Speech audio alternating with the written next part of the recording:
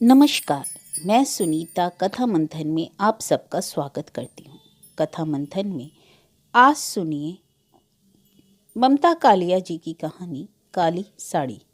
ममता कालिया की अन्य कहानियाँ आपको हमारी प्लेलिस्ट से मिल जाएंगी। लिंक आपको एंड स्क्रीन तथा डिस्क्रिप्शन बॉक्स में मिल जाएगा। तो शुरू करते हैं कहानी काली साड़ी। लेखिका ममता कालिया।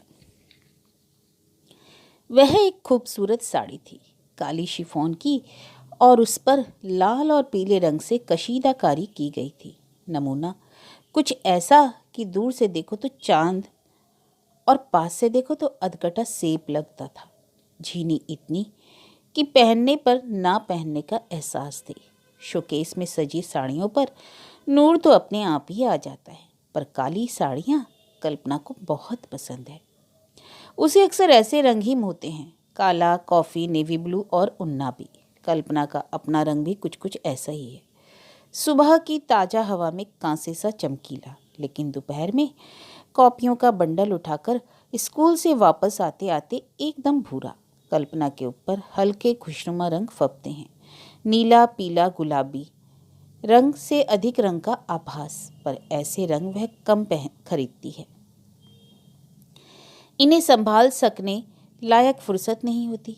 ज़्यादातर वह गहरे रंगों की नायलॉन खरीदती है, जिन पर ना स्त्री की मेहनत ना कल्फ का खर्च, बस धोया और पहना, पहना और धोया। गर्मियों में नायलॉन बदन पर ऐसे दहकती है जैसे जलते अंगारे। कंधे पर लपेटने से देह पूरी सील बंद हो जाती है, पर उस जैसी कामकाजी औरत के लिए नायलॉन एक नियामत है। एक बार खरीदी और जिंदगी भर के लिए फारिग। सच पूछो तो नया कपड़ा खरीदा कब जाता है? एक हादसे की तरह, जब जरूरत टाली नहीं जा सकती तभी। पहले शादी ब्याह में कपड़े बन जाते थे, ना सही महंगे, सस्ते तो बन ही जाते थे, पर अब वर्षों से शादियों में जाना छोड़ दिया। महज मनी ऑर्डर से काम निकाल लेते हैं। रहे होली और दिवाली तो बच्चों के कपड़े पटरी बाजार से खरीदकर रस्म अदायगी हो जाती है। चलते चलते कल्पना को हंसी आ गई। घर ऐसे कपड़ों से भरा है जो न फेंके जाते हैं न खुशी से पहने। ट्रंक में पड़े गर्म कपड़ों में गर्मी नहीं है, ठंडे कपड़ों में ठंडक नहीं। हर कपड़े का इतिहास पुराना है। कोई स्वेटर 5 वर्ष सास ने पहनकर उदारता पूर्वक भेंट कर दिया। कोई साड़ी भाभी ने पहनते पहनते आज ही जाकर दे डाली। संजू की बूशर्ट रंजू को मिल गई, पुनीत की पैंट विनीत को। कुछ देर को बच्चे भी बहल गए। आह, यह तो एकदम नया कपड़ा लगता है। कुछ देर को वह भी खुश हो गई। वाह भाभी, आपने तो आपसे सीखे कोई संभालना। 10 साल पुरानी साड़ी ऐसी लगती है जैसे कल खरीदी हो। खानदान में उसकी शोहरत नायलॉन आंटी के नाम से कुछ ऐसी फैली कि खानदानी साड़ियां उसे विरासत में मिलती गईं। मकान का किराया, बिजली का बिल, बच्चों की फीस, रिक्शे का भाड़ा, दूध के दाम देते देते वेतन का लिफाफा राम नाम सत्य है बोल पड़ता, और कल्पना चुपचाप अपना ध्यान आध्यात्मिक संतोष में लगाने का प्रयत्न करती। विनोद रोजमर्रा की गाड़ी हाँकता, जिसकी राह में छोटे छोटे गड्ढे पड़ते रहते। राशन, गैस, किताबें और कभी कभी भारी खट।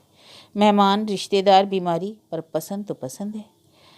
वह बाजार से गुजरती है, पैदल प्रतिदिन। आंखें बंद करके तो चला नहीं जाता। रोजाना चीज़ें पसंद आती रहती हैं, भूलती रहती है। अक्सर उसे कोई ऐसी चीज़ पसंद आ जाती है जिसकी या तो कोई उपयोगिता ना हो या संगति।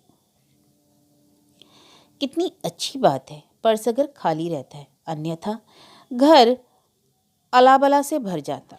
नहीं, वह गलत कह रही है। पर्स तो इस कदर भरा रहता है कि कई बार जिप भी ठीक से बंद नहीं हो पाती, पर उसमें रहते हैं 2-1 मटमैले रुमाल, सड़ियल सा पेन, जूड़े के कांटे, मीठी सुपारी की छोटी सी डिबिया, कॉलेज के लॉकर की चाबियां, साइंस की 9वीं कक्षा की पाठ्य पुस्तकें, डायरी और एक छोटी डिक्शनरी। चौक तक पहुंचते पहुंचते पर्स की दौलत में इजाफा हो जाता है। 2 मरियल से नींबू या पाव भर भिंडी उसमें जुड़ जाते हैं। लेकिन इस साड़ी पर से आंख हटाए नहीं हट रही थी। वह देर तक नदीदी नज़र से उसे देखती रही। फिर उसने अपना चिर परिचित लटका अपने असमर्थ लटकते पर्स में से निकाला। चलो चलो आगे बढ़ो, तुम्हें तो यह कतई सूट नहीं करेगी। कार्टून लगोगी कार्टून। चिलचिलाती धूप में स्कूल की धूल भरी इमारत में इस नफीस शिफॉन का क्या काम? शहर के टुटुआ रिक्शों में पहले दिन ही खोज लग जाएगी। जो बच्चे जरा जोर से खींच देंगे तो चिढ़ती चली जाएगी। अपनी जिंदगी की रोजाना दौड़ भाग देखी है, 50 चक्कर ऊपर 50 चक्कर नीचे, 5 चक्कर तो बाजार तो 2 चक्कर स्कूल। ऐसी बामशक्कत जिंदगी में तो बस लोहे की चप्पलें, टाट की धोतियां और गाड़े का ब्लाउज चल सकता है। और फिर मान लो किसी तरह हौसला करके वह साड़ी खरीद भी ले तो काला ब्लाउज तो घिसकर सलेटी हो चुका है। वही हमेशा करो ना, जब साड़ी खरीदो तो बजट फेल, फिर ब्लाउज बनवाने वाला खुशनसीब महीना आता ही नहीं। आखिर इंतजार का दम टूट जाता है और चलो भाई निकालो सफ़ेद ब्लाउज और पहन डालो कोई भी साड़ी, हरी, उन्नाबी, नीली, पीली, छपी, सादी या बॉर्डर लगी। कैसी हड़बड़ी में तो वह तैयार हुआ करती है। पाउडर लिपस्टिक की बात छोड़ो, सिंदूर डालने तक का नियम नहीं निभा पाता। घड़ी कभी लगा लो, कभी नहीं लगाई, जूड़ा कभी बनाया नहीं तो ऊपर ऊपर बालों में कंघी फिराकर रबड़ बैंड से कस लिए। कैसी दिली तमन्ना थी उसकी कि शादी के बाद वह हमेशा बनी ठनी घूमने निकला करेगी, घंटों शीशे के सामने श्रृंगार किया करेगी। तब उसने कब सोचा था कि ये छोटी छोटी ख्वाहिशें भी मृग तृष्णा बन जाएंगी। काली साड़ी देखने के बाद उसे अपनी तमाम गोरी सहेलियां याद आई जिन पर यह फब सकती थी। उफ, फिर ख्वाहिशें, कितनी ख्वाहिशें होती हैं कि एक बार दिल खोलकर अपनी सब सखियों पर उपहार लुटाने की, उस सब पर की प्रतीक्षा किए बगैर एक दिन उन्मुक्त खिलखिलाना चाहती है। अपनी सखियों के साथ चिलचिलाती धूप में वह स्कूल की बजाय पिक्चर जाना चाहती है। बेमतलब तू तड़ाक गप्पे मारना चाहती है जिनमें नाम के पीछे ये जी जी की दुमे ना लटके। यह साड़ी उज्ज्वला पर कितनी खूबसूरत लगेगी, जैसे ताजमहल पर सिया नकाब। उसने दुकान में जाकर दाम पूछे, काफ़ी हिमाकत भरे थे। उसने कई तरह से जोड़ तोड़ बैठाया। इसके आधे पैसे उसने एक गोल्ड डिबिया में छिपाकर साड़ियों के पीछे अलमारी में रखे हुए हैं। बाकी पैसों का इंतजाम विनोद कहीं ना कहीं से तो कर ही देगा। यूं आम तौर पर कल्पना को अपनी डिबिया से पैसे निकालना पसंद नहीं, पर इस साड़ी पर दिल कुर्बान, डिबिया कुर्बान। ये पैसे बड़े जीवट की कमाई है। ये पैसे उसने घर में ब्लैक मार्केटिंग करके जोड़े हैं। जैसे साबुन आया 11 रुपये 40 पैसे का, मसाले 9.80 और चायपत्ती 6.25 की। उसने घर आकर हाथ झाड़कर विनोद के सामने बिसुर दिया, तुमने 30 रुपये दिए थे, एक पैसा नहीं बचा, बल्कि एक दुकान पर अठन्नी उधार करके आई हूँ। चलो, हो गए 2.5 रुपये अंदर। फिर डिब्बे, बोतल और रद्दी अखबार की बिक्री पर उसका शाश्वत अधिकार तो है ही। वह भी अंदर कभी कभार विनोद की जेबें टटोल टटोल कर कुछ न कुछ झाड़ी लेती है, और ये सब पैसे वह उस प्लास्टिक की गोल डिबिया में डाल देती है। यह उसकी ऊपरी कमाई है। इस डिबिया पर वह जान छिड़कती है। उसे पता है उसकी कई सहेलियां साड़ी की परतों में नोट छिपा कर रखती हैं, पर रेजगारी तो परतों में दबाई नहीं जा सकती। साड़ी खींचते ही छन से गिरेगी, जग हसाई अलग। वेतन मिलने पर बड़े हल्के नामालूम ढंग से वह इस रेजगारी के नोट बनाती है। यह काम शनिवार की दोपहर में किया जाता है, जब विनोद फैक्ट्री में होता है और बच्चे स्कूल में। कल्पना के स्कूल में शनिवार को आधे दिन के बाद छुट्टी हो जाती है। वह तमाम खुफिया काम बच्चों के आने के पहले निपटा लेती है और एक नए आत्मविश्वास से भरी परिवार का सामना करती है। उसे लगता है इस डिबिया में उसकी आत्मा रखी है, उसकी संजीवनी शक्ति। उसे लगता है जब तक इस डिबिया में रुपए हैं वह किसी से भी लोहा ले सकती है। इसमें बहुत नहीं तो 85 रुपये तो होंगे ही, पर इन पर उसे एतबार है। घर की मजदार में ये पैसे पतवार हैं। लालच और कंजूसी पर विजय पा उसने तय कर लिया कि वह घर जाकर पैसों का इंतजाम करेगी और आकर अपनी उज्ज्वला के लिए यह साड़ी खरीद लेगी। कौन सी बड़ी बात है। उसके नाना भी बड़े शाहदिल इंसान थे। बात ही बात में छीहू अय्यर को चांदी की लुटिया दे डाली और उसके मामा पश्चिमी पंजाब में अपना सब कुछ लुटा आए थे। कभी सरकार से क्लेम में एक कौड़ी न मांगी, अपने बूते पर व्यापार किया और बड़े आदमी बन गए। उसके भैया कितनों को खिलाकर खाते हैं। रात दिन कारखाने में घर भर मशीन चलती है। मित्रता के आगे पैसे क्या चीज़ें, तुच्छ है तुच्छ। घर में छोटी छोटी दुर्घटनाएं हुई जिनसे वह बेदाग बची। साबुन खत्म था, दूध वाला पैसे लेने खुदा धमका, बच्चे की इंग्लिश रीडर खो गई थी, तत्काल खरीदी गई। इन सब का सामना विनोद ने बड़ी दिलेरी से किया, बिना त्योरी या तेवर दिखाए। कल्पना कृतकृत्य हो गई। निस्संदेह उसे प्रथम कोटि का पति मिला है। औसत पतियों की तरह खर्च करते समय ना वह झीकता है और ना झल्लाता है। परिवार के सामने अपनी जरूरतों को नगण्य समझता है। उसके कितने ही दोस्त पान सिगरेट में भक भक नोट फूकते हैं और वह इन सब की ओर ताकता भी नहीं। चटाक, मैरी के हाथ से शीशे का गिलास टूट गया। कल्पना दनदनाती हुई रसोई में घुस गई। मालकिन पना साबित करने का बेहतरीन मौका। विनोद छत पर बैठा उपन्यास पढ़ रहा है। ऐसे में मैरी को बहुत ज्यादा धमकाया तो जा नहीं सकता। कल्पना ने पैसे के महत्व पर एक बड़ा ही सारगर्भित भाषण दिया। फिर उसने अपनी पिछली महानताओं का वर्णन किया, जब मैरी ने पूर्व वर्षों में शीशे के बर्तन तोड़े थे और कल्पना ने उसकी तनख्वाह में से पैसे नहीं काटे। इस पूरी वक्तृता के दौरान मैरी एक बार भी न बमकी न बड़बड़ाई। वह मुंह लटकाए काम करती रही। इससे कल्पना को लगा उसके भाषण का मैरी पर सही असर हुआ है। रात जब वह बिस्तर पर लेटी तो उसके जहन में एक काली साड़ी फिर कौंध गई। साड़ी क्या, पूरा का पूरा शोकेस ही कौंध गया। अरे, यही तो वह साड़ी थी जिसे खरीदने का दृढ़ संकल्प वह घर पर करके आई थी। उसे उज्ज्वला का गोरापन और अपनी त्यागमयता भी याद आई। उज्ज्वला कुछ इस कदर सुंदर है कि उसके सामने अन्य कई सुंदर चीजें व्यर्थ लगने लगती हैं, यहाँ तक कि पैसा भी। इच्छा होती है उस पर लुट लुट जाने की। कल्पना उस पर कुछ इस कदर फिदा है कि कई बार उसे शक होता है कहीं भगवान ने उसके सीने में औरत की जगह मर्द का दिल तो फिट नहीं कर दिया। कल्पना को लगा यह उज्ज्वला के रूप का ही कमाल है कि उसका पति हमेशा इतना लुटा हुआ सा मालूम होता है। कल्पना को अपने हृदय की विशालता, मुट्ठी के खुलेपन और फकीराना तबीयत पर सहज ही नाज हुआ। और क्यों ना हो, वह अपनी दोस्त के लिए एक बेशकीमती साड़ी खरीदने जा रही है। इतनी कीमती साड़ी तो लोग आजकल शादी ब्याह में भी उपहार नहीं देते। बस 11 रुपये लिफाफे में डाल रोनी सूरत बना हाथ में थमा देते हैं, फिर डट कर दावत खाते हैं कि कहीं वसूली में कोताही ना रह जाए। वह तो भागम भाग जाएगी। बैठने की उसे फुर्सत कहाँ। पैकेट उज्ज्वला को थमाकर अनुरोध करेगी, अभी ना खोलना प्लीज, मेरे जाने के बाद। छोटी सी चीज है, चलते चलते नजर पड़ गई सो उठा लाई। उसके अपने पास ऐसी साड़ी हो ना हो उसे परवाह नहीं। त्याग में ही सुख है। उसने एक नहीं अनेक बार त्याग किया है। अरे कोई सन्यासी भी क्या करेगा। बचपन में हमेशा उतरन पहनी और जूठन गाए। उतरन और जूठन थी अपने ही परिवार की, पर इससे क्या, कितनी लड़कियां उतनी समझदारी रखती हैं। बड़ी होने पर गांधी जी का आदर्श अपनाया, सादा जीवन उच्च विचार, और अब नेहरू जी के आदर्श पर जिंदगी जी रही है। आराम हराम है। कई बार उसे लगता है सिद्धांत सब उसके ही हिस्से पड़े हैं, सुख किसी और के। देखा जाए जो क्या सुख पाया।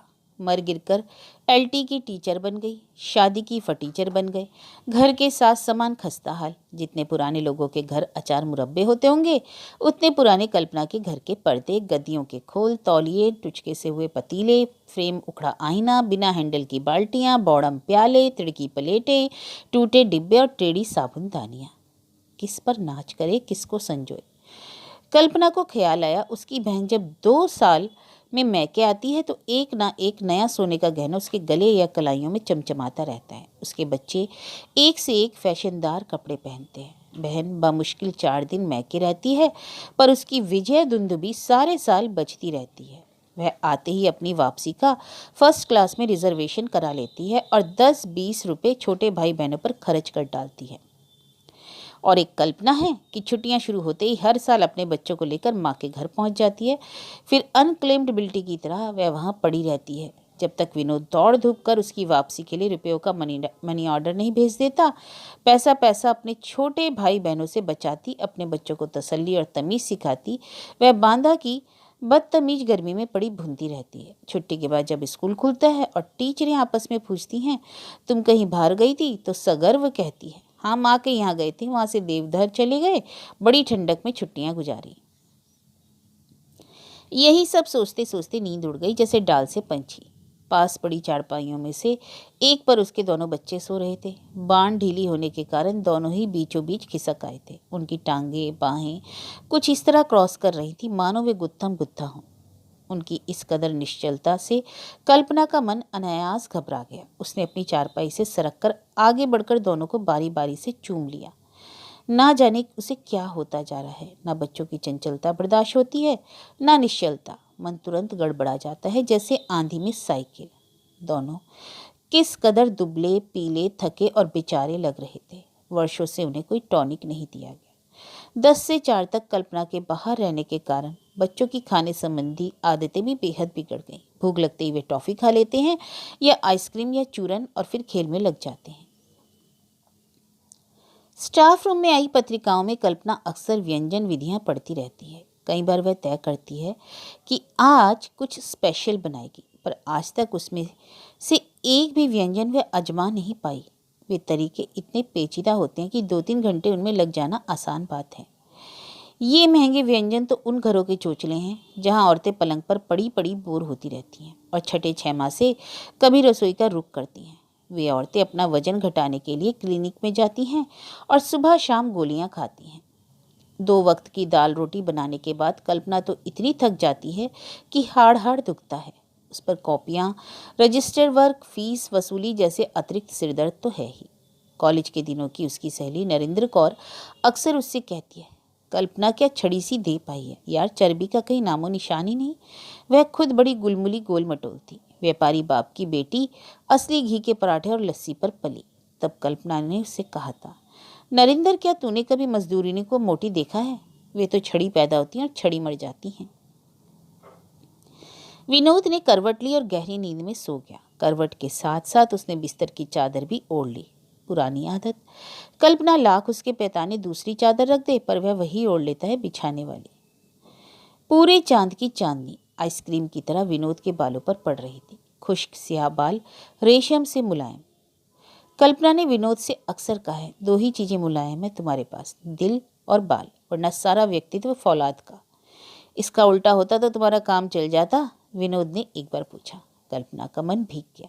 विनोद सच कितना अच्छा है, हसरत और हौसले से भरा। किस कदर उसकी परवाह करता है, ना कभी डांट टपट, ना कभी शक शुबा। कल्पना थकी हो तो पाव रोटी खाकर सब्र कर लेता है, और ऊबी हो तो उसे और बच्चों को लेकर ढाबे में खाना खाता है। उसका जरा मूड बिगड़े तो कैसे बेचैन हो जाता है। यह उसका प्यार ही है तो है, जिसके सरूर में कल्पना इस जाले लगे रोगन मिटे दिन दिन ढहते मकान में अक्सर रानी महारानी की तरह महसूस करती है। मलकाए मोहब्बत। वरना और औरतों को देखो, मिसेस गुप्ता के चेहरे पर मनहूसियत बरसती है। जितना वेतन उतने का श्रृंगार का सामान खरीदती है, पर गर्दन उठाकर बात नहीं कर सकती। सारा शहर जानता है उनके पति मिसेस कश्यप के दत्तक पति बने हुए हैं। रात रात वहाँ पड़े रहते हैं। मिसेस मित्तल सारा दिन लड़कियों पर खींचती बिफरती रहती है। उनके पति अपने वेतन में से एक भी पैसा खर्च नहीं करना चाहते। अपनी अलमारी में ताला डाल चाबी जनेऊ में बांधकर सोते हैं। Mrs Karnik, Mrs Verma, Mrs Thakur सब की सब पति की तंगदिली का रोना रोती हैं। दरअसल इन स्त्रियों के लिए इनका जीवन मात्र धन बनकर रह गया, जबकि कल्पना के लिए वह जीवन है।